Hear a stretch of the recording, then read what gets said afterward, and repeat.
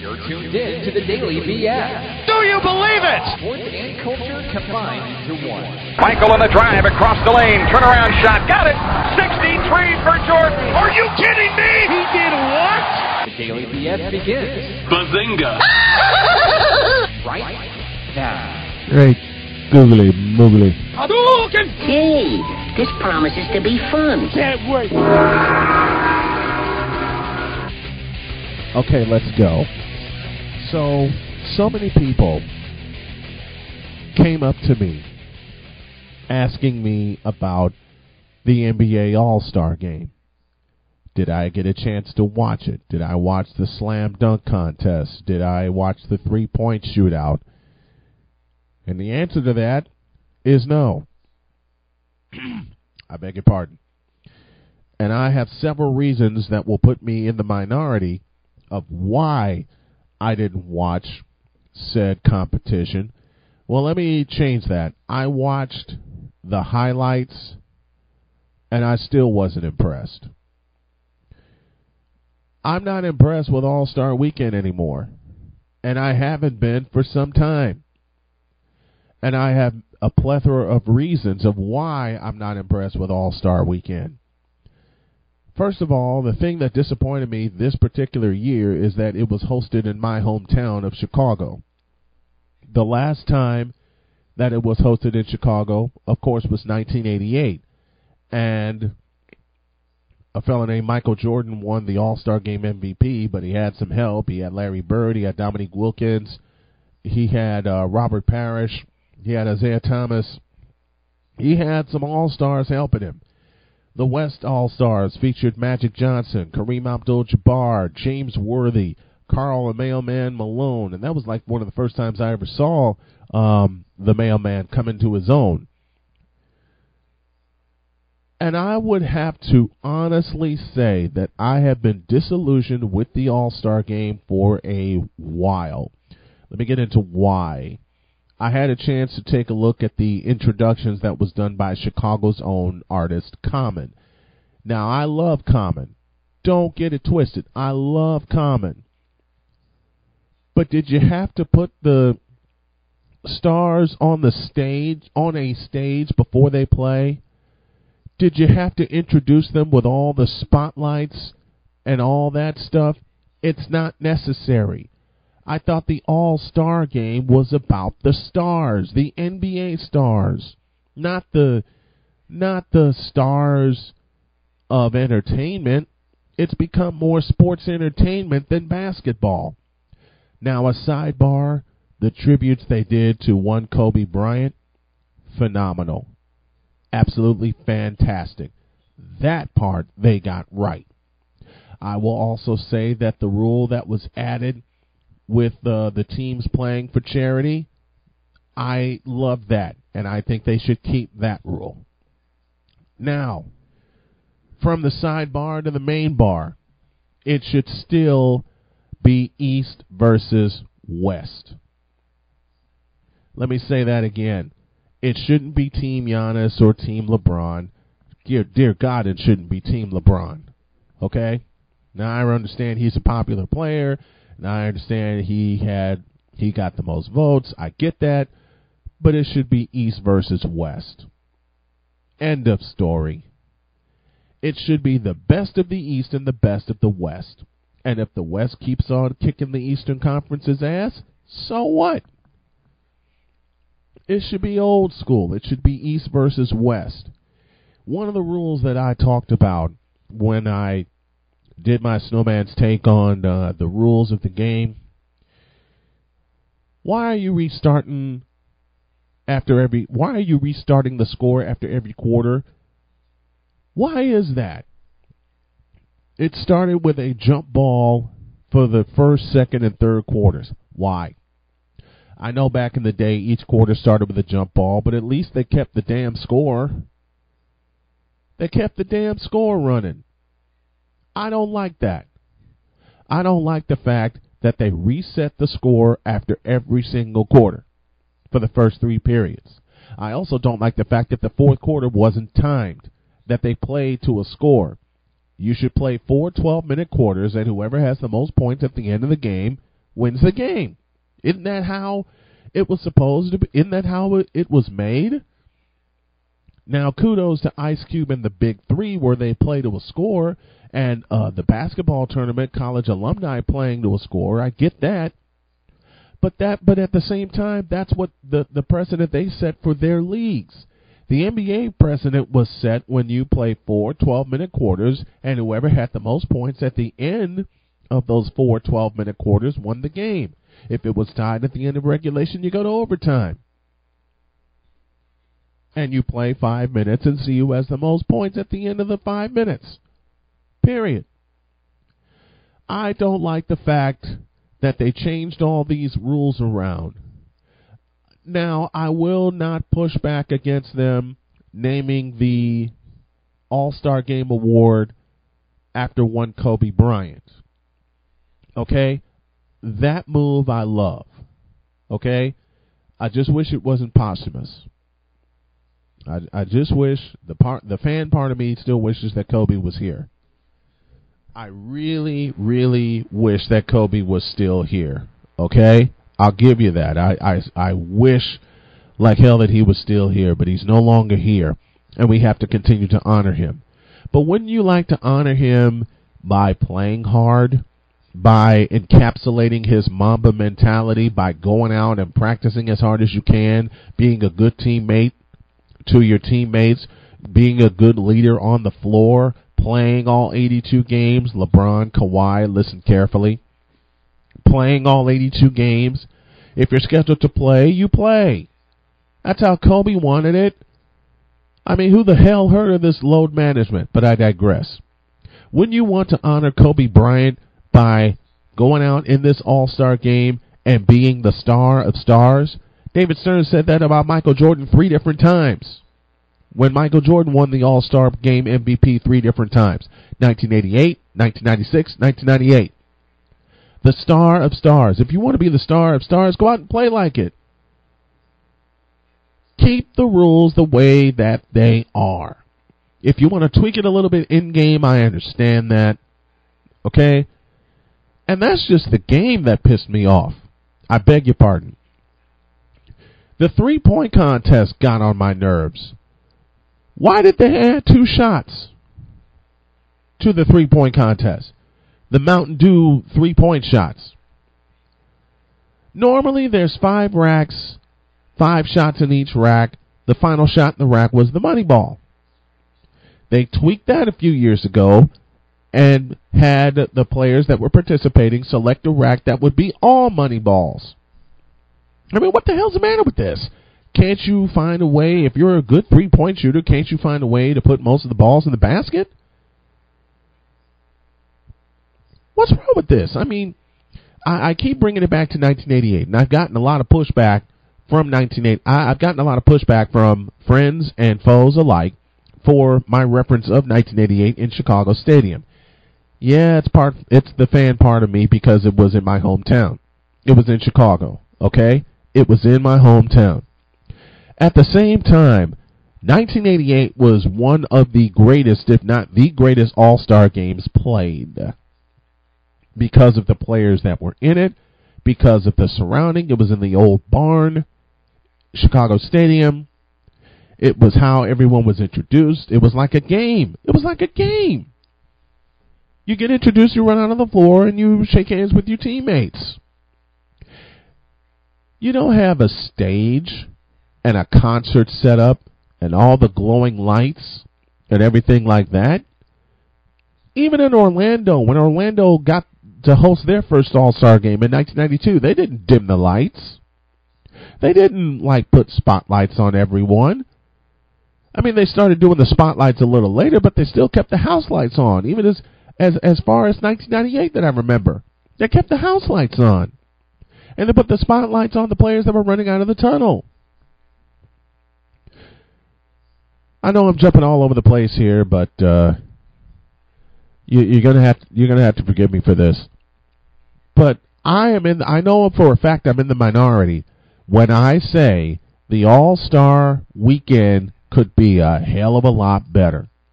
And let me get to the slam dunk contest. You see, and I'm going to talk with Cole Johnson about this later on in the program. in an unedited conversation. Listen, I understand. I truly, truly understand trying to hype the slam dunk contest up. Because remember, once upon a time, they took the slam dunk contest away. They took it away. They brought it back, but they should never have taken it away in the first place. They should never have taken the slam dunk contest away in the first place. I blame that on the NBA and not marketing it correctly. Okay? Why did you have to take the slam dunk contest away for those couple years? Then they found out they needed it and they brought it back. They found out, hey, we actually need this contest to bring the fans in. Well, if you actually had some dunkers that actually were creative instead of jumping over props and jumping over people, then maybe, just maybe, you'll have some interest back in the All-Star game. I'm not going to completely diss 2016 because, hey, there was some creativity there. There was. But the biggest problem I had with the 2016 Slam Dunk Contest as well as the 2020 All-Star Contest is the wrong person won. Zach LaVine won in 2016, and Derrick Jones Jr. won in 2020. Here's my first question. Who the hell is Derrick Jones? A bench player for the Miami Heat who can jump. Okay? A bench player for the Miami Heat who can jump. And he does nothing but windmill dunks. Haven't we seen that before? Haven't we seen him do that before in game? You mean to tell me him taking off from the free throw line and doing a windmill, not splitting the legs out, doing a double pump? You mean to tell me that got the people's attention? I'm sorry, but I wasn't impressed with the slam dunk contest. And I haven't been impressed with the slam dunk contest since 2004 when Jason Richardson won it. You remember Jason Richardson, a jumper out of Michigan State University, spent some time with the Golden State Warriors and the Phoenix Suns and actually performed his dunks without the use of props. You remember that? I mean, one thing that really got on my nerve in the evolution, if you want to call it, of the slam dunk contest is when they started jumping over things. Blake Griffin jumping over a car while a choir is singing. Is all that necessary? Is all of that really necessary? If you can put a little bit of creativity behind your dunk and not let everybody know what you're going to do. Now, I love Dwight Howard's Superman dunk. 2008 and 2020 when he stripped the shirt off and he saw the number 24 in homage to Kobe Bean. Give you that. I'll give you that. Originality. I love that. The Superman dunk that Dwight Howard did in 2008. I love that. Vince Carter's dunks in 2000 in Oakland, California. Love those. Love Dwight Howard's dunks, all of his dunks in 2008. Taking the ball off the little hoop and ramming it into the big hoop. Him jumping on a 12-foot rim a year later. That stuff I liked. But you're jumping over mascots and things. No, it's getting to be too much. It's being too much of the same damn thing. It's becoming too much of the same damn thing that we see year after year, over and over again, and there's no originality in it. Zach LaVine and Aaron Gordon perfected jumping over mascots. Aaron Gordon especially when the mascot was spinning. That was a hell of a dunk. But what about some originality where, I don't know, Cedric Ceballos brought in 1992 when he did a dunk blindfolded? How about that? How about just showing off your athletic ability like Julius Erving did in 1976 in Denver, Colorado, Michael Jordan in 1985, 87, and 88 jumping from the free throw line? How about that? How about the fact Larry Nance dunked 2 balls in the same hoop? He was the first one to do that. How about JaVale McGee? And yes, I'll give JaVale McGee, the Shaqtin' a Fool legend himself, some credit where he dunked 3 balls. I'll give him that credit, okay? That is something I've never seen before. A 3-ball dunk. And then Aaron Gordon loses out by a point because he clipped 7-foot 5-inch Taco Fall. Really? Aaron Gordon got robbed. And he said he's no longer participating in the slam dunk contest. And Aaron Gordon, I don't blame you. I do not blame you at all. Period. I don't blame AG for not participating anymore. Because it's a farce, because it's bogus to have not one, but 2 slam dunk contests taken away from you. Because the judges felt that you didn't do enough when it was clear to the fans that he did more than enough to win the slam dunk contest, not once but twice. And as far as the 3-point contest goes, there was no Steph, there was no Clay. Granted, it was due to injuries, but half of these people, I don't know who the hell they are. Okay? So that's on the NBA for putting out there who's participating in the slam dunk contest and doing in the 3-point contest, I beg your pardon, and doing a better job of who's in there. You want to make the All-Star game better? Strip the team captains of their names and put East versus West again. You want to make the All-Star game better? Put 12 minutes on the clock for each period, please, including the 4th period. Don't play to a score. You know how long that would be? Do you know how long it would be for those All-Stars and how many 3-point shots would be jacked up all over the place? Now, granted, they're doing it now, but at the same time, do you know how long that 4th quarter would be if they were to play to a score? No, man. Go old school. East versus West, whoever gets the most points wins. Period. Period. And as far as the 3-point contests go, I know I shouldn't say go back to the regular scoring, but when you had the regular scoring minus the 3-point balls, you could have 30 points. Easy. First 4 in the rack are worth a point apiece. The money balls were 2 points. They're trying to blow up they're trying to blow up the scoring, they're trying to blow up the shots, and they're trying to wear these players out. Okay? That's why I wouldn't be surprised when Steph and Clay are healthy again that they don't participate in the 3-point contest, and I can't say that I blame them. I can't say that I blame them if they go that route. And another thing that is nerve-wracking to me, and I got a lot of pushback for this statement, but I don't care. I'm going to warn you folks right now. There's a lot of things going forward that I'm going to say about how I feel and back it up with facts, and I'm going to get a lot of pushback from you fans, and I know this. A, thank you for listening, but B, I don't care. Let's have a discussion. I know the next game, All-Star game, is held in Seattle and then Cleveland after that. God, why Cleveland? Why'd they have it in Cleveland for the 50th anniversary? But I digress. The next All-Star, one of these All-Star games, this is the statement I said. The next All-Star game should be nowhere else but Seattle. Now, they don't have an arena ready for it. The fans are so rabid. They are so loyal to the Seattle Supersonics that you can't tell me you can't get an arena built. Hey, Adam Silver, why don't you do what David Stern didn't do? You can slide a little cash legally to Seattle and say, here, build an arena on me. You could have that done if you really cared enough. And I know I'm going to say some things that are really going to piss people off, but I don't care. This is how I feel. David Stern, making money hand over fist, could have easily put a fund together to get Seattle a new arena. Instead, he got in bed with Clay Bennett, and Clay Bennett engineered the takeover of the Sonics and moved them out of Seattle and stripped their history with him. I will never forgive him for that.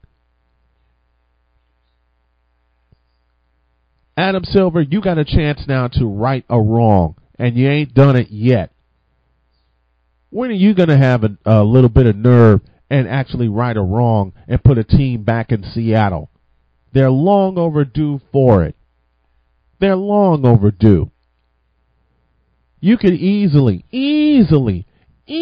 I tell you, drop some money to Seattle and have it legally done. Have it legally done where you can say, you know what? I was wrong. We'll put some money together from each of the teams, get an arena built, and we'll have a team in Seattle.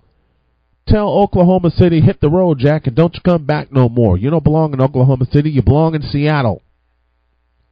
The Seattle Supersonics, and I said this last week on the program, and I will continue to say it, the Seattle Supersonics belong in operation, period. Let me say that again for those of you that are listening for the first time. It goes like this. The Seattle Supersonics still belong in operation, period. What's the matter? Little things hurt you like that? Good. Let's have a discussion about it. Tweet me at SNW Digital Media with your thoughts, and I'm willing to listen. I'm absolutely willing to listen. But as far as this goes, the NBA, if it can host a game in a non-NBA market like they did in 2007 when they hosted it in Las Vegas, and that wasn't a good draw, then damn it, they can put a game together and host it in Seattle, Washington, and it would be at that game where they would announce the return of the Seattle Supersonics. Period. I'll say it again. If they can have an NBA game in an out-of-market place like Las Vegas, Nevada, then they damn sure can have a game in a quote-unquote out-of-market place like Seattle, Washington, and use that night to announce the return of the Seattle Supersonics. Because the Seattle Supersonics should never have been kidnapped. And they were kidnapped out of Seattle, and they were forced to move to Oklahoma City. But as Dennis Miller says best, that's just my opinion. I could be wrong. I don't think I'm going to be wrong, though. I'll say it one final time before I go to a break. And there are going to be very few breaks because I got the feeling I'm going to have a long conversation with one Cole Johnson here later on in the program. The Seattle Supersonics should be in operation. The Oklahoma City does not deserve a team. They were a temporary home while Hurricane Katrina got taken care of. I hate to say it about Oklahoma City, and I know the fans have been rabid there. Matter of fact, you know what you do? Start a new team in Seattle. You want to avoid the argument? Start a new team in Seattle. Or you do the right thing and you move the team out of Oklahoma City and back to Seattle. Give the fans what they deserve. And NBA, in terms of All-Star Weekend, give the fans what they deserve, please. Give them something to cheer about.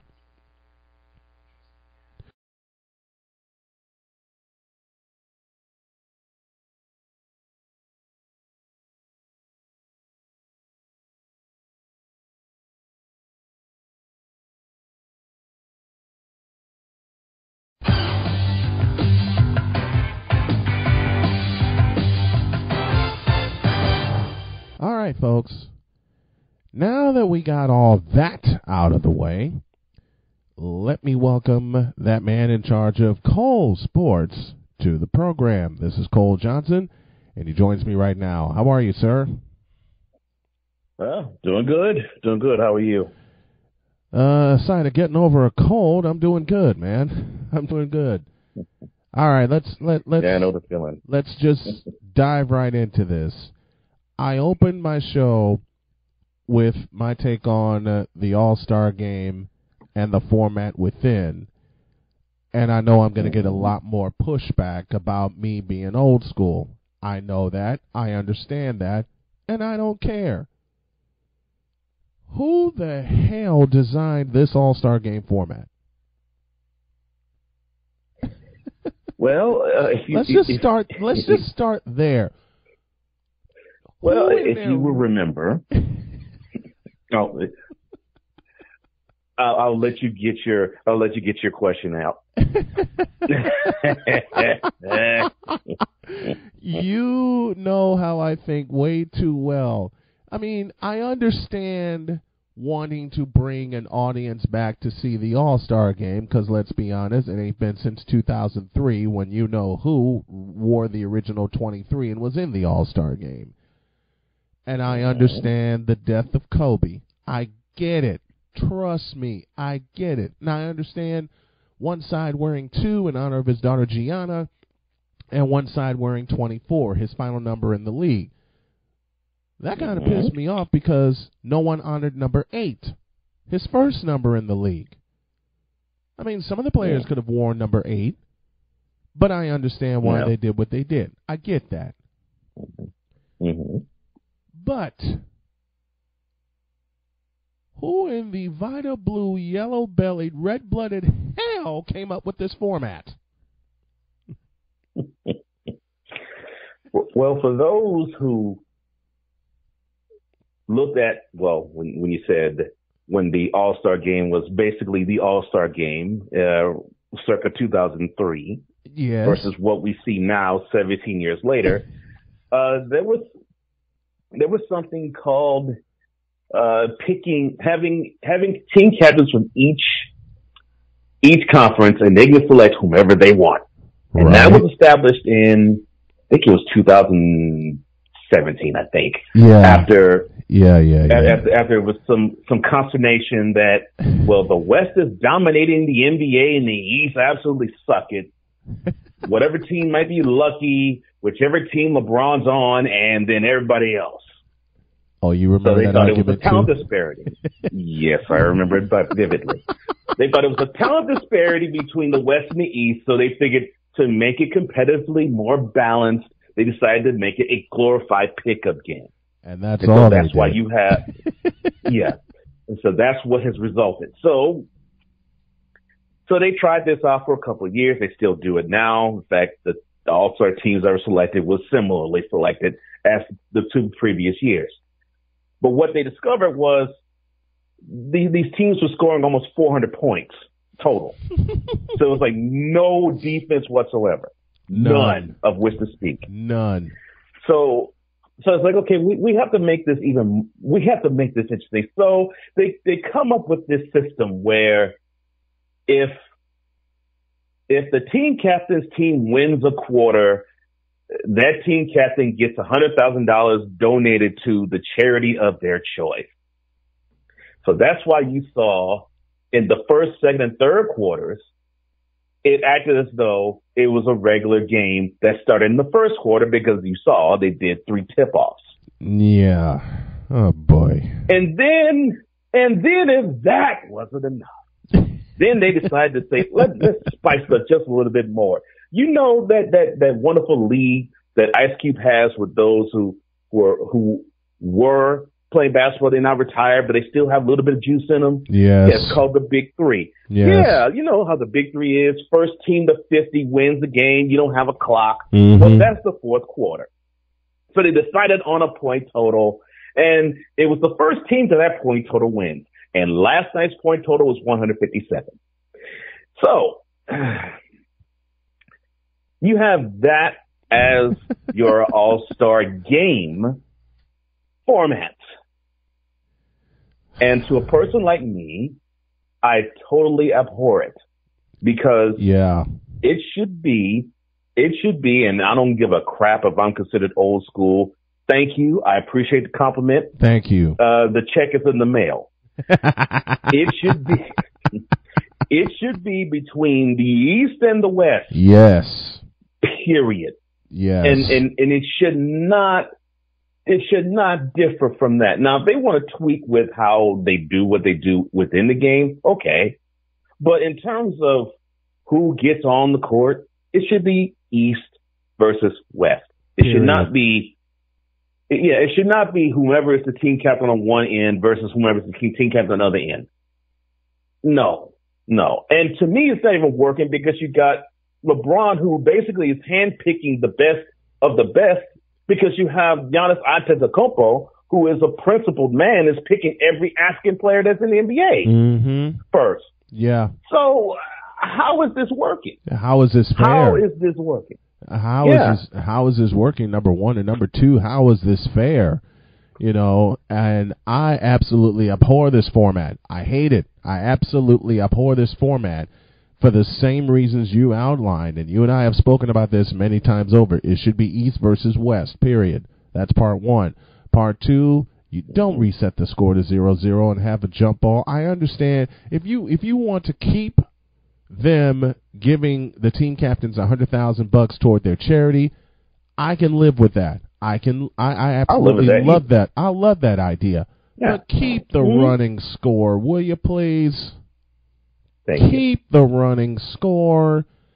Because how the hell is somebody that's walking into the second quarter know that it's the second quarter starting and not the first quarter because you have a jump ball at the first 3 quarters of the All-Star game? Mm-hmm. I hate that. And on top of that, I mean, a free throw to end the game? Really? Mm-hmm. Yeah. And the kicker was the fourth quarter is an untimed quarter. Why is that? Exactly. Like I said, the popularity, you had to give props to Ice Cube in the Big Three, and I do. Yeah, that league is catching fire. It is. Yeah, that league is catching fire, and it's a great league. It's a wonderful league. Mm-hmm. But that's a purpose. That serves a purpose. I'm with that. Yes. Because one, you have a point total where they get to, which it's fine. You know, okay, so they play half court, and I think the first team 25 determines halftime. First team to 50 wins. I'm good with that. Yes. I'm good with that. But for the NBA to adopt this in any way, shape, form, fashion, whether it is exhibition, All-Star game, regular season, or the playoffs? No. They're supposed to be the best of the best for a reason. Why is it that they have to spice up or season up the product that is currently presented to us? Because the product that's currently presented to us ain't all of that. Say it again for the cheap seats, please. For those of you in the cheap seats at the old Summit or at the old Chicago Stadium, and I said this at the top of the show, the current product in the NBA ain't all of that. End of story. I've gotten a ton of pushback from the folks at work, and for those of you who know, my wife and I go to work early in the morning, then we come back and I hop on and do this show. I've said for years that the product has suffered. It has suffered. And it's suffering this year because, well, I hate to say it again, and you've said it with me on this program, no Splash Brothers. I will continue to say this. Whether people love it or not, and they'll claim that they don't because it's their team that's not successful. Exactly. Any team that has a dynastic run, it is best for the NBA. I don't care who it is, because you gotta have the boogeyman that people want to root against. Yep. And you gotta have the team that well, people may not follow the sport before the rise of this team, but they see this wonderful team and they connect to them for some odd reason, and they have more fans than they did before their run became national or international, and you have more haters. Yes. Because who hated the Warriors before 2015? Nobody hated the Warriors before 2015. Nobody knew who the hell they were until they came out of absolutely nowhere in 2015. I mean, they got to the second round in 2013 against the Spurs, and the Spurs beat them in 6 games. They go all 7 against the Clippers in 2014, and then 2015 in the first round, and then 2015 happened, and they run the table. And then all of a sudden, after 2015, and I'm going to get in 2016 here in a moment, and then all of a sudden, after 2015, the haters come out saying, how could they be this good that fast? They weren't due for another couple of years. Well, then the next year, they reached the NBA World Championship Series, out 3-1 series lead, and everybody wants to bring up how the Warriors choked a 3-1 lead. Newsflash, there was a hand in this. It's Adam Silver. Flag on the play. Flag on the play. Uh-oh. You mean to tell me someone? You mean to tell me some? All right, I'll say it. You mean to tell me some idiot said to you, that the Warriors out of nowhere just became a prominent team. So they just lost the all sorts of mind and fact that the leader of the team, even as we speak, was drafted in 2009. So we're just going to coat all that and just forget it. Yep. 2009. To the people that 2009. To the people that have pushed back against that theory that I just outlined for 2016, I get this pushback, and I know you've gotten this. Oh, there was no conspiracy. Cleveland was just better the last 3 games. Baloney. I ain't buying it. Look, whether you want to believe in the conspiracy or not, the NBA fouled up suspending Draymond Green. Yes, I mean they did. He actually did do a flagrant foul, which should have earned him a suspension the series prior. Yes. And he did not do a flagrant foul in the series that he gets the 1-game suspension from because he piled up too many flagrant fouls. Mm-hmm. And whether you want to say it's conspiracy or not, that's just wrong. Period. It is. But for anybody, I don't care if you follow the sport or if you don't, for anybody to say that the Warriors just came, wham, you snap your fingers out of the blue, they actually became contenders and champs. I mean, they were building this up since 2009. Yes. 2009, Stephon Curry. 2011, Klay Thompson. 2012, Draymond Green. I mean, this was not an overnight success story. But people seem to think it is. And they took the lumps to the playoffs after that. So I'm like, no, this was not an overnight success story. And they still seem to think it's an overnight success story because had the Warriors not made the move to get one Andre Iguodala, who shut down LeBron in 2015, a person who was very underrated in my opinion, if they don't make that move, where are they now? They absolutely needed to get someone to really move them forward. And as much as I like to say that was Kevin Durant, that person was Andre Iguodala. Durant didn't really move them farther. It basically just secured them at least 2 rings, in my opinion. Yes. It could have secured them 3, but he got injured. Yes. But it secured it for him. I wouldn't say that they would. I would stop short in saying that they would not have wanted sans Durant. I would probably argue you may have an argument 2018 with the Rockets, but we saw what happened, what they did without Durant in 2019. Exactly. So we could basically just erase that out of the equation. So when you have a team like the Warriors, and you've had teams before them do it's the exact same formula. Build a team up through the draft, maybe find a couple of role players here and there from free agency and trades, and then you build your team, and then you got your nucleus. Then you establish success, and then you get championship success. You want to keep that, so then you add pieces. Sometimes you look for those pieces, and in the cases of DeMarcus Cousins and Kevin Durant, sometimes those pieces come looking for you. And this is what people don't understand. What's a team like a Warriors supposed to do? Just like Kevin Durant comes to you and says, "Yeah, I want to play for you." But competitive balances, no, you don't need to join the team. Get out of here. You know how ridiculous that sounds. You know what? I said after 2016, after the Warriors lost the championship, and I gave my conspiracy theory the next day on the air, and free agency was looming, the first statement I said during that program was that Kevin Durant will wind up in the Bay. 99% of the people who heard me make that statement thought I was absolutely stupid. And 99% of those 99% thought he would stay in Oklahoma City. And the reason I gave that he would not stay in OKC is named Russell Westbrook. War number 0, yeah.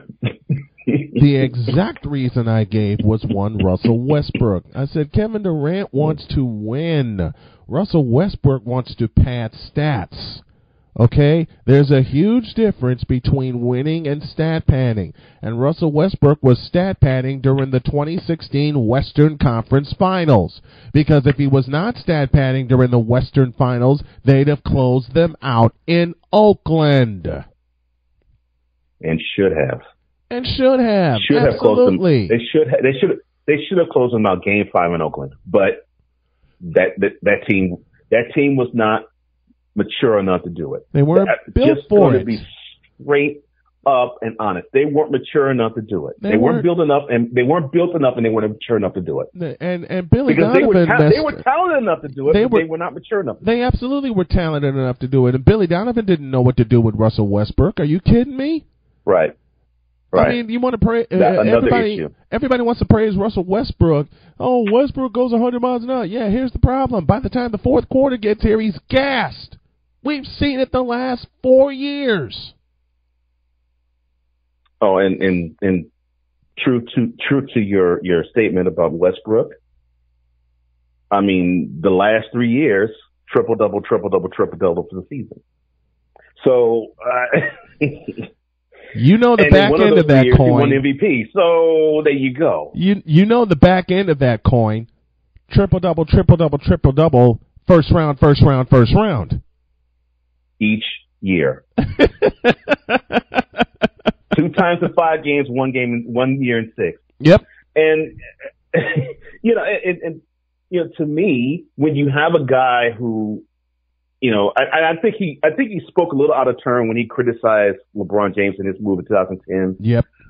I think the rant felt okay. Well, yeah, I get how you can boogie on teams, you can get your points, you can have your MVPs, but man, just hearing it from fans and hearing from organizations and hearing it from people who vote for Hall of Fame, yep. even if it is called basketball Hall of Fame, not pro basketball, not NBA. Right. But even considering that, the rings do matter. And when you have that mentality, you have someone like a Kevin Durant. It's like, you know what?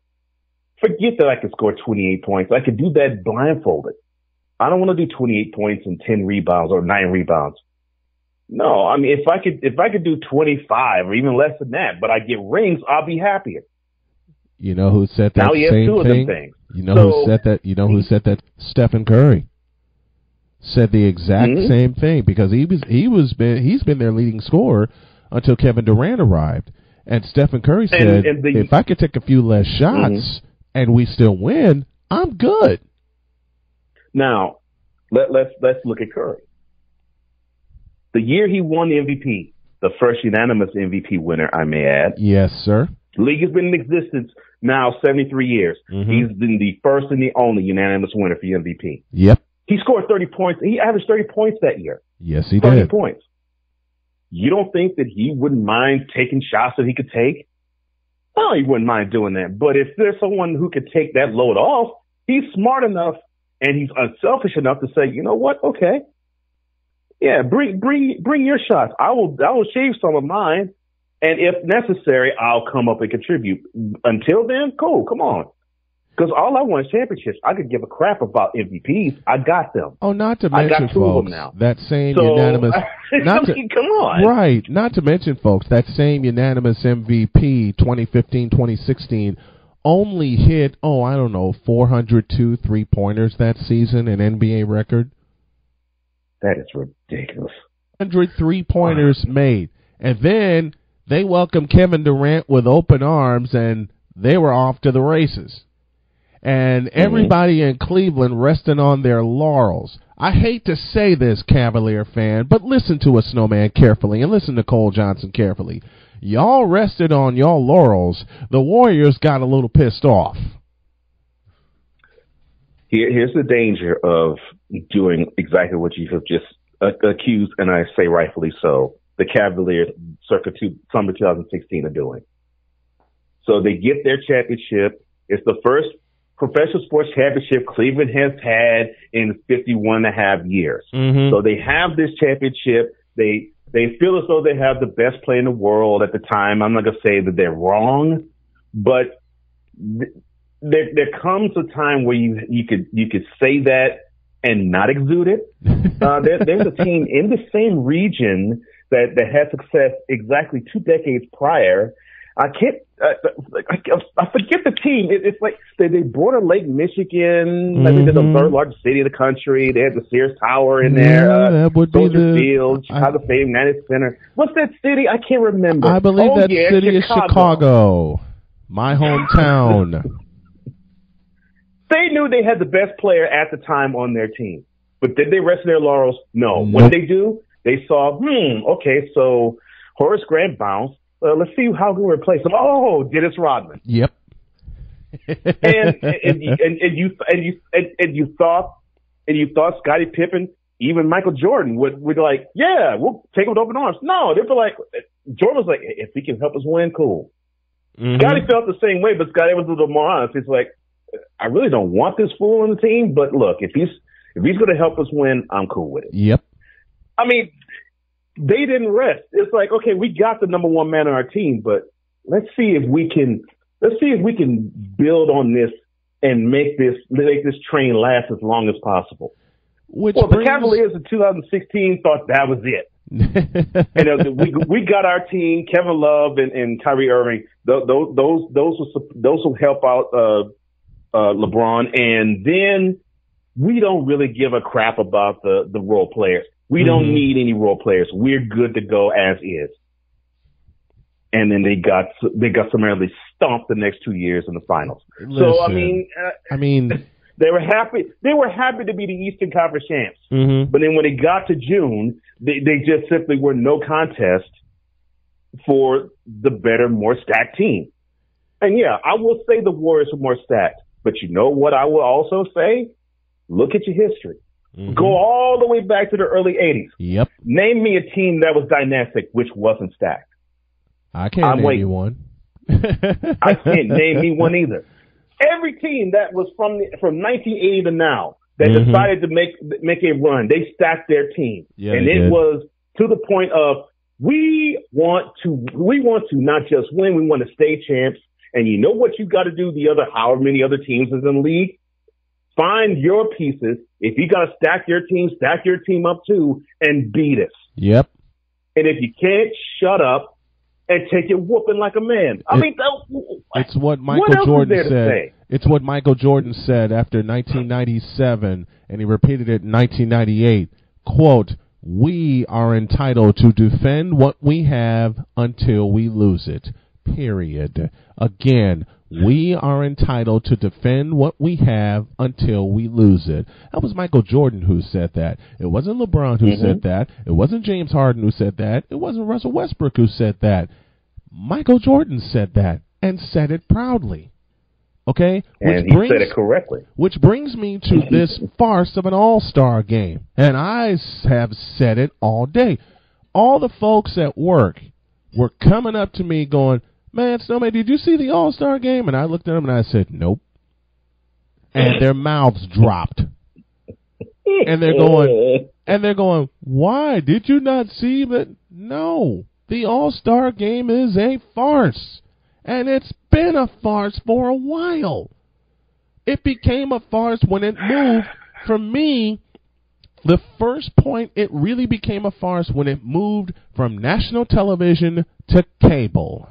TNT. And that, of course, was 2003. Yep. How ironic. That's when it became the very a last farce. Michael Jordan All-Star game appearance. The last one. The last one where MJ participated. The last one. And it's been a farce since then. Look at the team introduction since then. And here's the thing: you now have a generation who sees the All-Star game on cable. Now, when we came up, it was when we were adults, it was on NBC. But when we came up, it was on CBS. Yep. CBS Sunday afternoon. That was must-see viewing for people like us. And we got a chance to see our best, the best in the NBA, go at it. And it was on a huge national stage.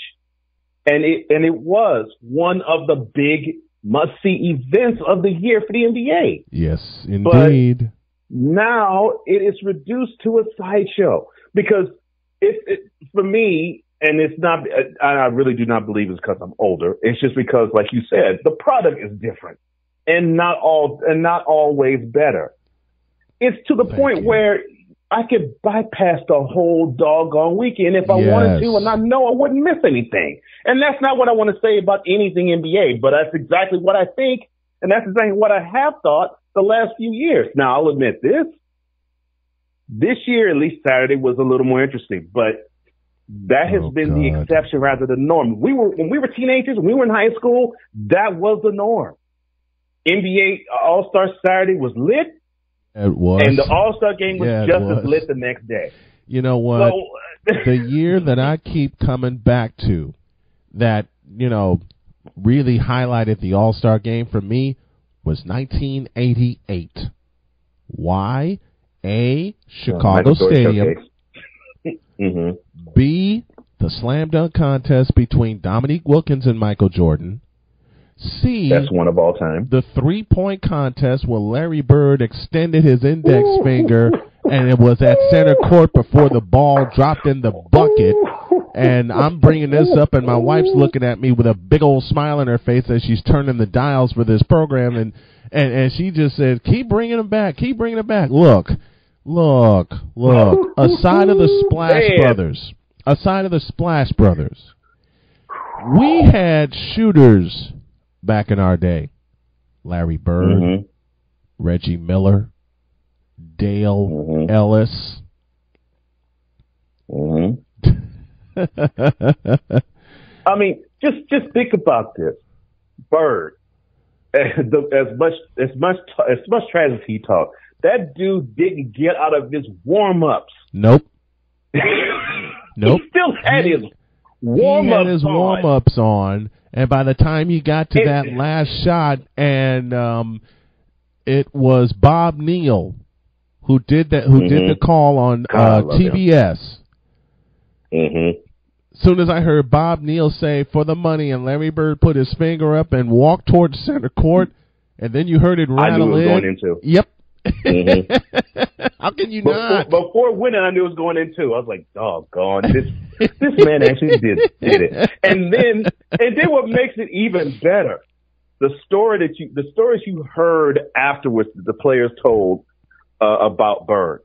When they said, he came into the locker room and he actually said to us, quote, who is going to be shooting for second place? Because that trophy's coming home with me.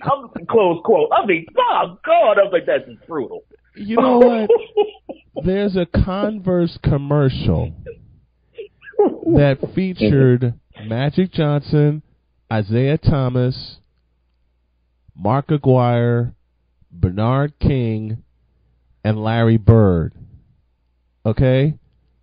And all I had to hear Larry Bird say was, "You already know what they did for me." What? And he holds up a trophy. I walked away with the MVP. I walked away from that TV and I said, damn it, he did it again. But before we even called it mic drop, that's exactly what he did in that commercial. Yep. That's a doggone shot. Yep, and one of his teammates, Kevin McHale, was in that commercial. You know he had to be laughing after they produced that thing. Oh, yeah. But in terms of the All-Star game up to 2020, and it sickens me. And I said this earlier in the program. It sickens me. And I'm going to get a lot of pushback for it, but bring it on. It sickens me that my hometown hosted that. And there was no soul. Aside of the tributes to Kobe. Aside of the tributes to Kobe, there was no soul this All-Star weekend. And to think, Chicago hosted one of the greatest All-Star weekends in 1988. Well, you know the youngins are probably going to push back on you and say, well, what are you talking about no soul? You had Common who performed. You had Shaka Khan who did the national anthem. I mean, you had Chi-Town stand up. You know something? This is a big time for Chicago. I met Common before he became Common at Chicago State University. Outstanding brother. Okay? Love the brother. But the baseball fan in me, and I know I'm going to mention an old name, and I know y'all will appreciate this name. I will take the late great Lou Rawls doing the national anthem before Game 2 of the 2005 World Series between your Astros and my White Sox before some of these musical performances I've seen in the past for the All-Star game. You'll never find another love like mine. Yeah, I love Lou Rawls. Can I get a witness here? I'll take Lou Rawls doing the national anthem before a Chicago game. He defined Chicago, born and bred, a Southsider born and bred. Okay? Mm-hmm. Like I said, I knew Common before he became Common, and he is absolutely outstanding. And he lives and breathes Chicago. Okay? Mm-hmm. But at the same time, after the music stopped and the game started, everything else stopped. Am I wrong for saying that? But this is how I feel. I saw 1988. I saw the roof come off the Chicago Stadium after MJ not once but twice leapt from the free throw line and smashed one down. Both of them got 50s, and both of them got him the slam dunk championship. Oh, and by the way, folks, you seem to forget, who was the MVP of the 88 All-Star game? Michael Jordan. Michael Jeffrey Jordan. Like I said, I consider the 1988 All-Star game the Michael Jordan showcase, because that to me was the first, in my opinion, outside of commercials, that to me was the first time we all got a chance to see Michael Jordan amongst a room full of his peers. Yes. The guy. Yes. That was the event that made him the guy. Mm-hmm. No question about that. Not saying that he didn't do anything spectacular before that, because look, right, almost 2 years before he put 63 on in Boston, in the Garden, in Boston. So it's not that in Boston. So it's not that he didn't do anything spectacular before then, right? But that was the first big time showcase he had, and yeah, he won a slam dunk contest. You'll love this. In 87. Yes. And I think that one was in Seattle. Seattle. That, the 1988 version of the All-Star game, that to me was the Michael Jordan coming out party. Because that to me was like, okay, you still had Bird in his prime, still had Magic in his prime. You had Isaiah about to get into his prime. Yep. And of course, each of those teams were the three teams to beat: the Pistons, Lakers, and Celtics. Yep. But this was an announcement to the whole basketball world that, oh, this number 23 from Chicago? Oh, so he's more than just a pitch man and a dunk guy. Yep. Oh, he actually can play. It was oh, the okay. announcement. We got to look out for this too. It was the announcement of, here come the Chicago Bulls. Here comes Michael and the Chicago Bulls. That All-Star game, 1988. Yeah. Mm-hmm. That's why I always say that particular weekend in that game in particular, that was a trumpet sounding saying, yeah, there's a new sheriff in town. His name is Michael Jeffrey Jordan. And if you're not ready for it, you're going to get steamrolled by him. And 3 years later, the steamroll began. Mm-hmm. So that is what the All-Star game is supposed to provide. It's supposed to provide those moments. Yes. That 1988 is that. 1991, when Magic Johnson came back and he announced that he was HIV positive in November. Then 3 months later, he comes back, not playing a single game in the NBA, and he just wows the crowd and just dominates the whole game. And was correctly named the All-Star MVP. That was in Orlando. MVP in that game. That was in Orlando. That was in Orlando. That was in Orlando, Florida. Now, I understand. I'll say it again, folks. I'm gonna try not to sound callous, but I'm also gonna throw some truth out here. Also, I understand why they named the All-Star Game MVP after Kobe Bryant. I get it. But I think Magic should have been named for that award first. for his 1992 performance? I would look. I'm a bigger Magic fan than I am Kobe. I will cop to that. Weeks posthumously after Kobe's passing, I will still say I'm a Magic Johnson fan before I'm a Kobe Bryant one. Mm-hmm. And it has nothing to do with what Kobe did off the court. It has everything to do with on the court. Right. And even with that, and yeah, it would have been a magical moment if they did that. But yeah, I'm with you. I get why they now call the All-Star MVP the Kobe Bryant Award. And it was more than just because this is a posthumous honor. I mean, because the only other player that's won that award in particular as many times as he did, and people are surprised when I say it's not Jordan, it's not Kareem, it's not Magic, it's not Bird, it's Jerry West. Jerry West and Kobe Bryant. Those are two guys that have won that award the most out of every other player in the league. 4 times. In the history of the game. 4 times. So I get why they named that award. So I'm like, okay. And for that reason alone, I'm like, I'm not gonna push back on that. No. Like, okay, so yeah, give him that award. I get that. Yeah. I would say give Magic another one. That's why I don't push back on that one. Mm-hmm. Yeah, okay. And that's understandable. And again, I'm not going to be totally callous. I understand why they named it after Kobe. All right. Yeah. I think Kobe would have enjoyed this version of the All-Star game. I know. As a matter of fact, I know he would have. But at the same time, the competitor in him would have roared. Okay? The competitor, I don't think he would have liked that, yeah. The competitor in him would have pushed all the way back against starting each quarter with a jump ball and at 0-0. That's when people like Kobe and MJ and Abdul-Jabbar and Magic Johnson and Larry Bird look at the scoreboard and go, oh, we're down 18, we can come back and get this. Mm-hmm. Yeah, they take that as a challenge. All the time. That's just how they were. Long before they were pros, that's how they were. That's how they were wired. Exactly. That's exactly how they were wired. And the slam dunk contest, my God. Let's get into it. Let's get into that. Let's get into it. Okay? I will admit that, you know what? You and I had a broad sexual conversation off the air. And I'm going to bring it up on this program. I'm going to bring it up on this program, and I'm going to do it right now. There's a friend of mine who was a big-time bronzexual.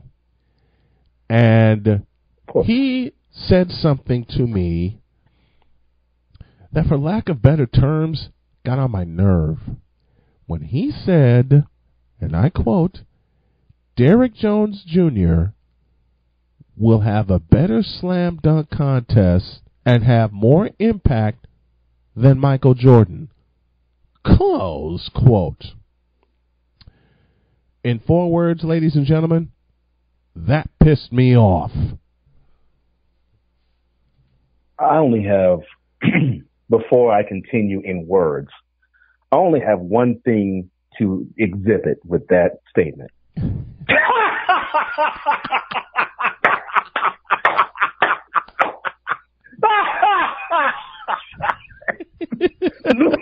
Oh, Lord. No.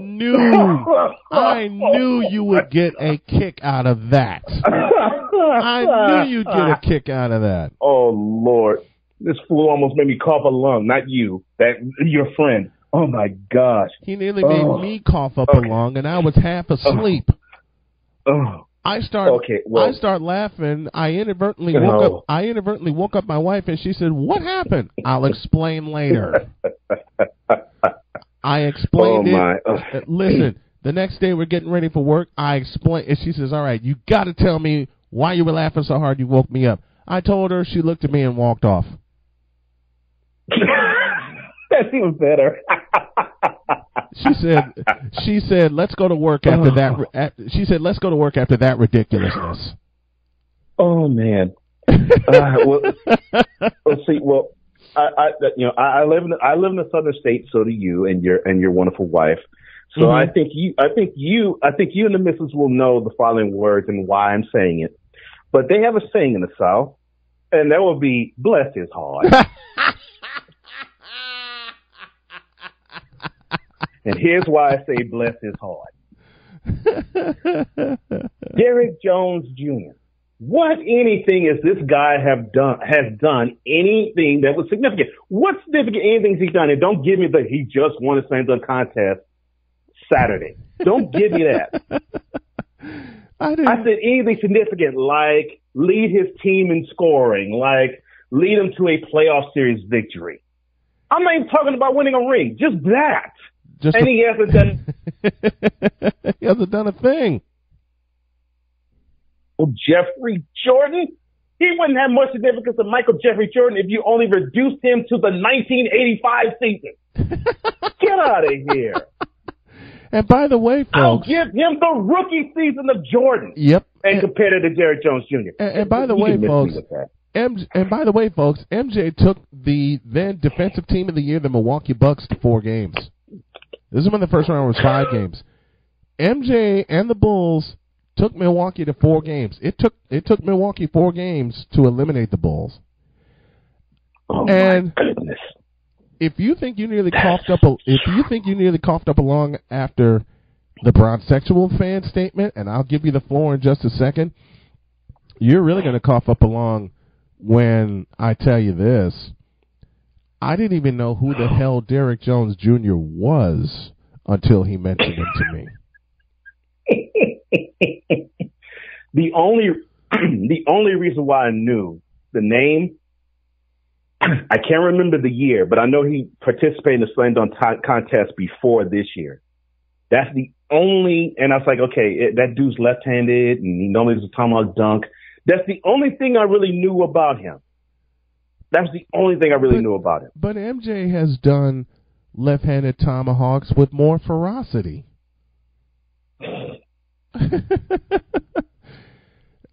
What exactly did he do Saturday night that was so impressive? Can I get an answer to that? All right.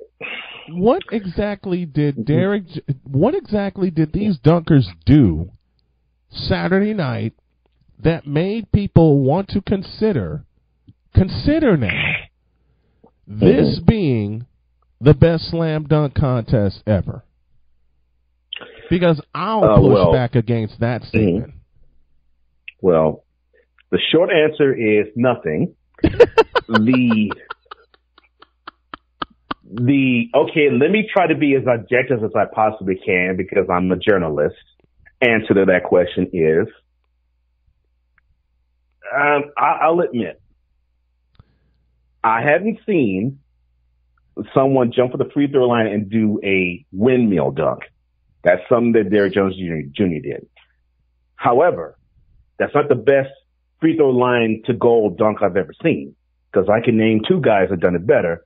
One of them, Jordan. Mm-hmm. The other, Mr. Julius Erving. Thank you. So, thank you. And both did it more gracefully. And thank you, thank you, and thank you. Yeah. And by the way, the first time MJ took off from the free throw line for a slam dunk in the slam dunk contest, 1985, Indianapolis, Indiana. 1985. Yep. And he perfected it 2 years later. Yep. So, I mean, it was cool. I was like, okay, cool. An ode to the past. Well, I'm like, oh, that's kind of cool. Yep. I get it. There was another dunk he did where he was on the baseline. He did a between the legs 180, and he was spinning similar to the first dunk that Vince Carter did. Mm-hmm. When he approached the goal and he spun, but he spun basically to where he had to reach over his body to dunk. But similar thing with Derrick Jones Jr. That was the best dunk he did that night. But the messed up part was the dude did between the legs, left tomahawk dunks almost all night long.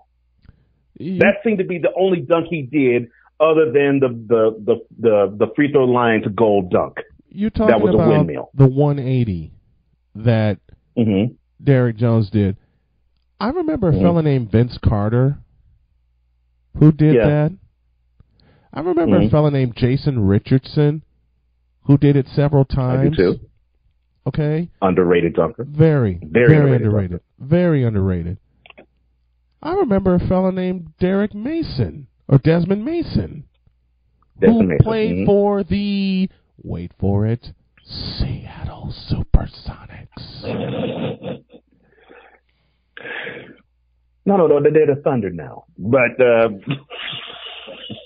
you know how I feel about, and I know why you're laughing, because you know how I feel about this. I'm with you. Bring a team back to Seattle. Yeah, you know better. They're the Seattle Supersonics. And I made a statement on social media, and my friends contacted me and they said, "You're going to get in trouble." I'm like, "Bring it on." I said the next All-Star game, I know the next one's already been chosen. It'll be in Indianapolis. Yeah, in Indy. It'll be in Indy, and I know Indy will do it right. But of course the next one should be in Seattle. Yeah. And look, before I continue, NBA, do it right. Get a team back in Seattle, name them Supersonics, because you know there should be a Seattle Supersonics representing the NBA. Absolutely. Period. In the story. There's the Seattle Supersonics, and I know the entire story. Okay, I know the city of Seattle wouldn't build them a new arena. I know the argument that went on. I know a few fans in Seattle. I understand the back and forth that went on between Seattle and the NBA, and the Key Arena was very outdated. I understand that. Yep. My argument to the contrary is this. David Stern, you were the commissioner at the time. You were making money hand over fist. Couldn't you slide Seattle some money and say, "Here, build a new arena. I'll help you build the damn thing." And then you couldn't counter with the league can't really they can't really influence organizational decisions. And then you think about Chris Paul's trade to the Lakers being voided because the league owned the New Orleans Hornets at the time. So it could have been done, because if the league could void a trade like that, then the league could probably pay they could have either Seattle or King County. They could have put a down payment on a stadium in Seattle. Any type of money toward a new arena. Or they could have tried to refurbish Key Arena. I mean, something. If you could knock down the Seattle Center Coliseum and reconstruct it as Key Arena in a short amount of time, you can knock down Key Arena, take a little loan from the NBA, and put up a new arena and make sure it's ready to go. It could have been done easy. But you should not, and you could not punish. And I mean, you should not punish a city and a fan base that's rabid as Seattle. And they're still rabid to this day. I mean, kudos to the Seahawks. You can have any remnants of anything Supersonics that comes to Seattle. Prepare to have earplugs. You will hear a deafening standing ovation. That is how devoted they are to the Supersonics. I have a few games on my computer featuring the Seattle Supersonics, and I'm talking about from '84 to '93. Okay, a couple of them were against your Houston Rockets, but you know what? You take those at the time, because there were a couple of there was one Game 7 in the Seattle Center Coliseum. That was 1993, and then the Game 6-2 overtime classic in Seattle in 1987. Yeah. Before the Sonics got swept by the Lakers. My point is this: right, when you have a rivalry featuring the Seattle Supersonics, and you have to stay up late to watch it, because remember, '87 CBS had the NBA contract at the time. You don't mind staying up late to watch that game, because you knew it was going to be a hell of a game, especially Rockets and Sonics get together. I think it was 2 straight years or 3 straight years that the Rockets and Sonics got together in the playoffs. It was something else, man.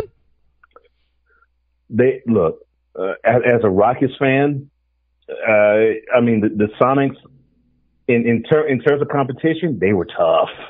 They were tough, man. They were tough. However, the team, no joke, the team was respectful.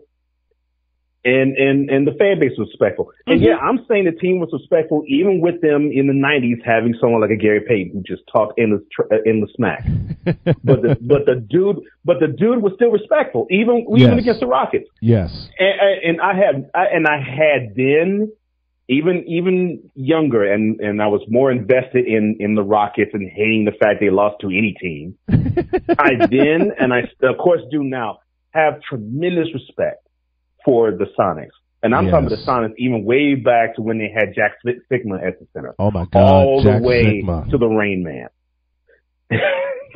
So I have tremendous respect. When I put that post up and said the next game should be held in Seattle, the first comment that came down said, and the team captains should be Gus Johnson and Jack Sigma.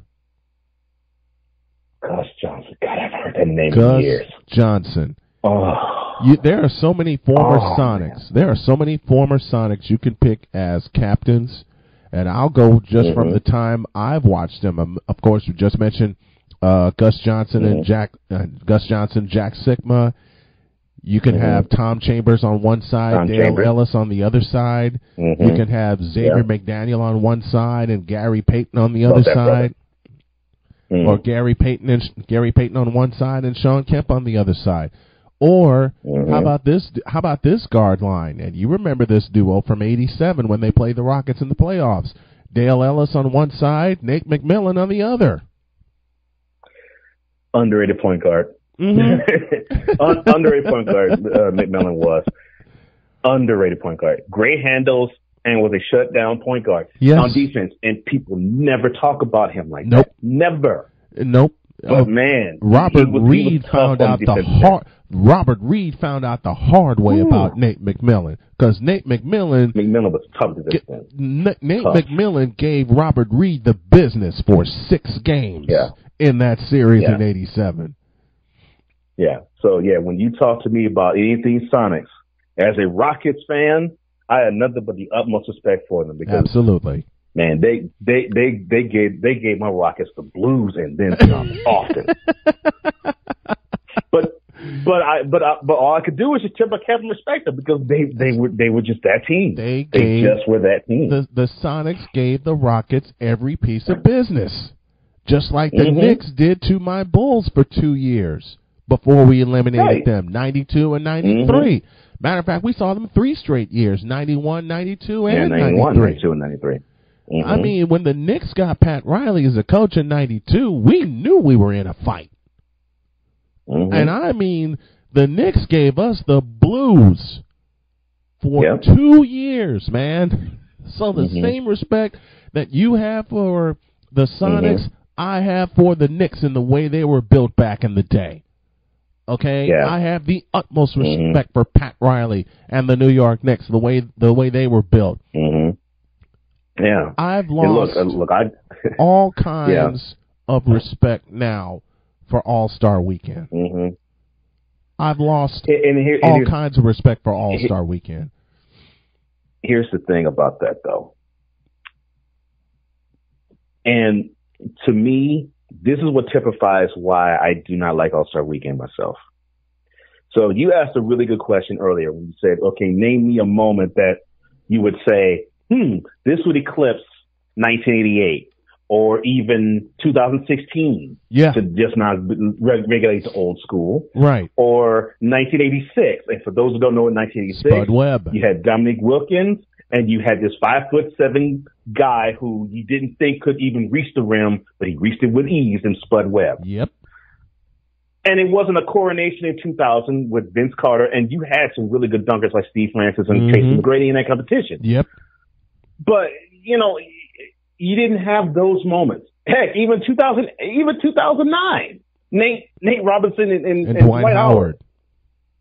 So you didn't have that type of moment. They tried to manufacture it. How about 2006 with an underrated dunker? I believe his name is Andre Iguodala.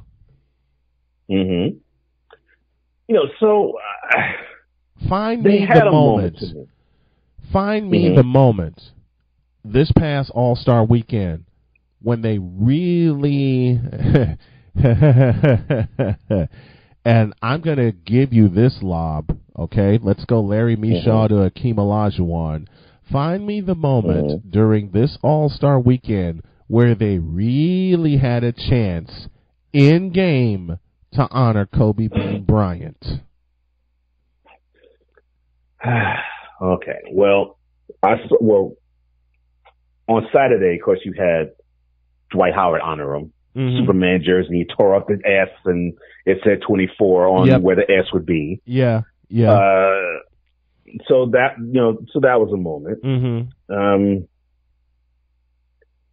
The All-Star Slam Dunk competition, man, one of them could have come up with that iconic dunk that LeBron James actually replicated. That would have been awesome. If someone came up with that dunk, that would have been the moment of the weekend. Oh yeah, game included. And the funny thing is, the moment of the weekend was in the slam dunk competition. The moment of the weekend was in the slam dunk competition because you had Aaron Gordon, who you can argue he was robbed in 2016. I don't lean toward he was robbed. I would say if he got the trophy in 2016 instead of Zach LaVine, I would not argue. Right. But to me, it was that close. Right. You had a guy who dunked over a 7'5" individual. Now, you can argue, well, his leg on his way down clipped Taco Fall's head. Okay, fine. So don't give him a 50. But can you dunk over somebody 7 foot? No, I can't either. And to add to that, I've only seen one person do it, and that's the greatest dunker of all time, and that is Vincent Carter. Yes. That's the only guy I've ever seen literally dunk over a 7 footer. And he did it in game. I mean, he did it in game, cleared 7 feet. So I've only seen it once, and that was 20 years ago. 22 years ago. That's how far ahead of his time Vince was. So fast forward to Saturday. You had this moment where you had a guy who leapt over a 7 footer. Yep.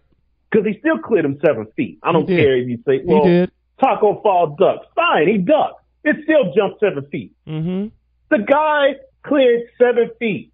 A 7 foot man to dunk. Yeah. That was your highlight of the weekend. That was your moment of the weekend. And then you have the story of Gordon, quote, being cheated, close quote, 4 years ago. The committee had the moment, the judges had the moment where they could have righted the wrong, quote. Yep.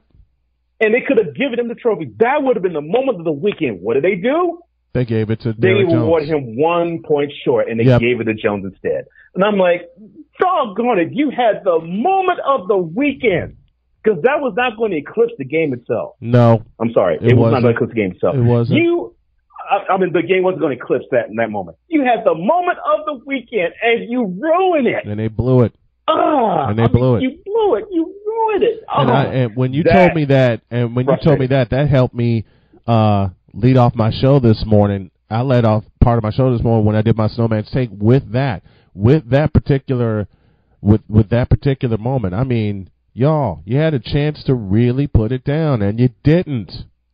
Because that was the moment of the All-Star weekend. Yeah, it was. That was the moment. Yeah, it was. And they had it handed to him on a silver platter. They could have given him a 49. If they gave him a 49, that still would have been good. That was ball game. That was ball game. Yeah, ball game. Because to me, I was thinking, he cleared a 7 footer. Oh, game set match. That's going to tallest man. He cleared the tallest man in the league. 7'5" Taco Fall. He cleared him. Yeah, he cleared him. He cleared the tallest. How the heck you clear the tallest man in the league and you don't have him win the competition? That blows my mind. So I'm like, man. If you all who are inside baseball, or in this case basketball, you can't see that's a moment that you've got to savor and you have to promote. Absolutely. Then you have failed as a whole organization. Yeah, you did. Because that was the moment. The crowd didn't cheer any louder in any portion of the whole weekend than when that dunk happened. Yeah. That was your moment. That was. And you ruined the moment. They were ruined the moment. That was your moment. And that right there is a microcosm as to why people do not take the All-Star game seriously because Yeah. you have shenanigans like that happen. Yep. One too many times. Way too many times. Way too many times. Man. And I'll never be a fan again until they correct it, until they get it correct, and actually put on a game that's actually worth watching. And they take it off of TNT and bring it back to either CBS or NBC. Get those 4 evil letters out of the equation, NBA. Well, to be fair, the All-Star Week, ESPN does do some of it, but they don't do all of it. Because the main focus is on TNT. So the ESPN does the celebrity game. They do that. Oh, God. But TNT does the rest. That farce. Oh, Jesus. Yeah. Who Yeah, invites who puts the celebrity list together? They held that at Wintrust Arena Friday night. Mm-hmm. Who put the celebrity list together? Because aside of Darius Miles, Stephen A., and Michael Wilbon, and yes, there was a Horace Grant and Nate Robinson sighting. They were Bulls' favorites. Right. I don't know who the hell half these people are.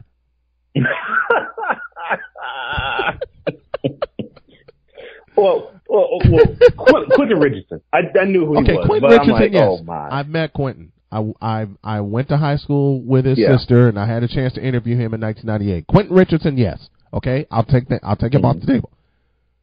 Mm-hmm. Who the hell are these other people?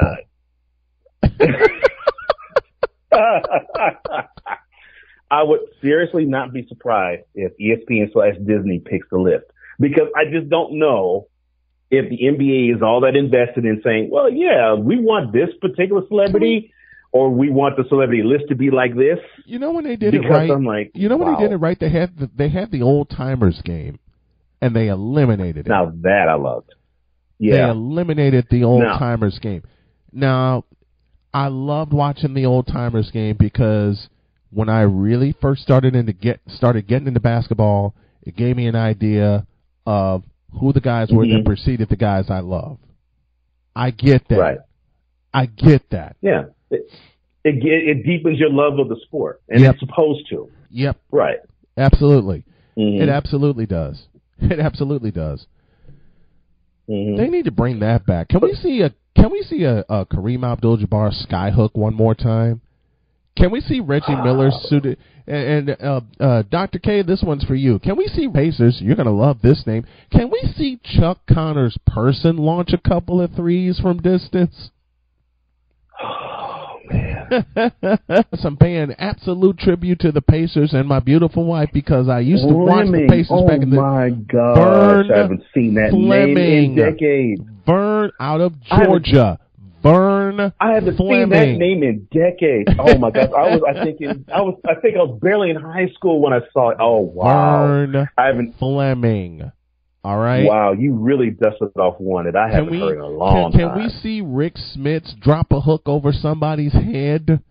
But instead of just having them play clips of people, they just play clips of people, and that's where they have the players be introduced and walk out, and I'm thinking that.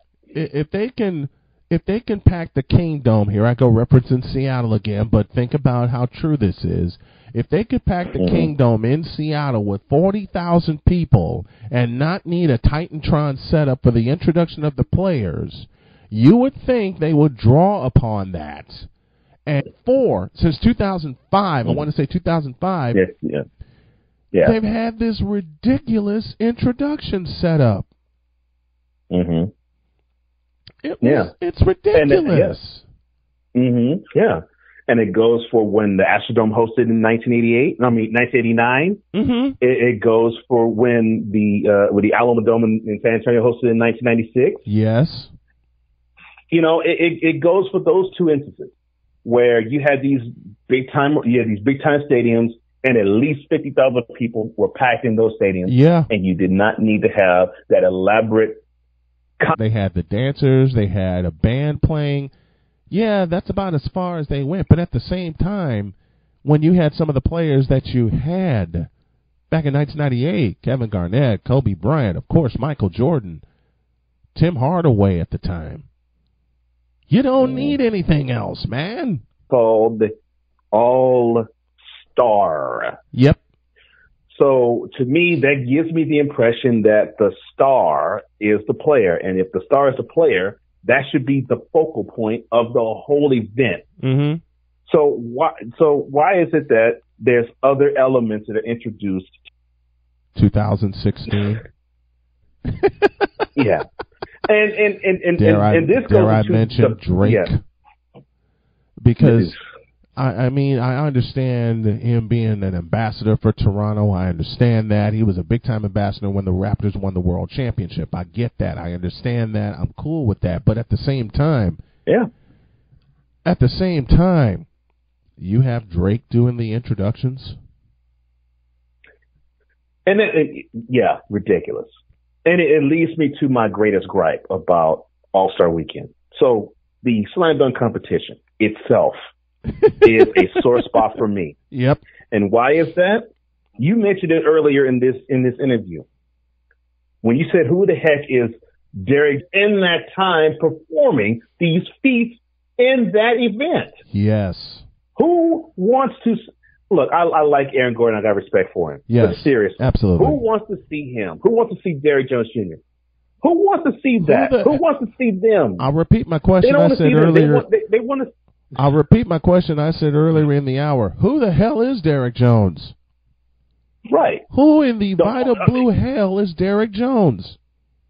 And why? And I got to get, you know what? You need to do me a favor. You need to send an email to this bronzesexual fan, and you need to do it now about more subject I have on tap. We'll get to that in a moment. But you need to send an email really quick to this bronzesexual fan, if you would, sir. All right. Okay. All right. Actual fan. CC. All bronzesexuals. Subject of email. Idiot. Body of email. Okay, sir. So, Derrick Jones Jr., he of the Heat. Same height as Jordan. So we're talking about a shooting guard / small forward for the Heat. Was with the Sun. Is supposed to have the impact similar to that of Michael Jeffrey Jordan. What gives you the impression that he could do that? And I say that in all honesty, because I'm dealing with a guy who his best season was last year. He played 60 games. He started 14. He only averaged 19 minutes. And he scored, I'm sorry, is he 5? I'll shorten it to that. Here's a guy who he averaged 38 minutes. He started all 82 games. A novel concept.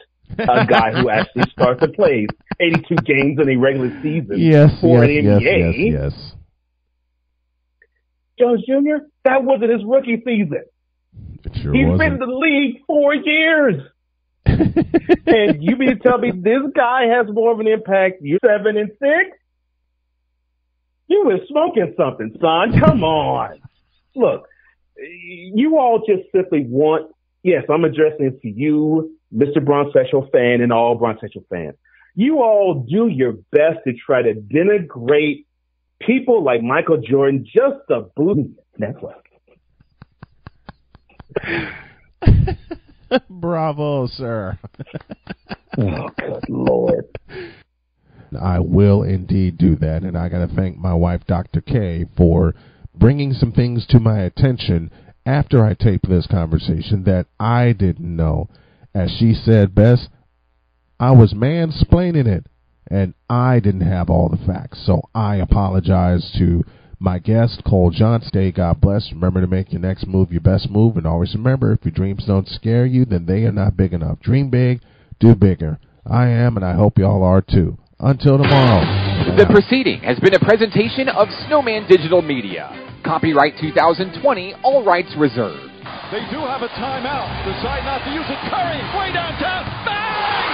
Bang! Oh, what a shot from Curry! 1 second remaining in the regular season, possibly. Out to Kobe. All the way high. What a way to finish! Are you kidding me? Curry comes to the ball, goes to the corner, catches, works up Pondexter, fade away three, short, rebound fades, Curry in the corner, shoots, on the way, got it! He hit it! They get it to Fisher. He scores! Eric Fisher scores at the buzzer! It goes to Bird. Bird up fakes. Bird takes the shot. It's gone! All right, it's win or lose, game 6 for the Bulls.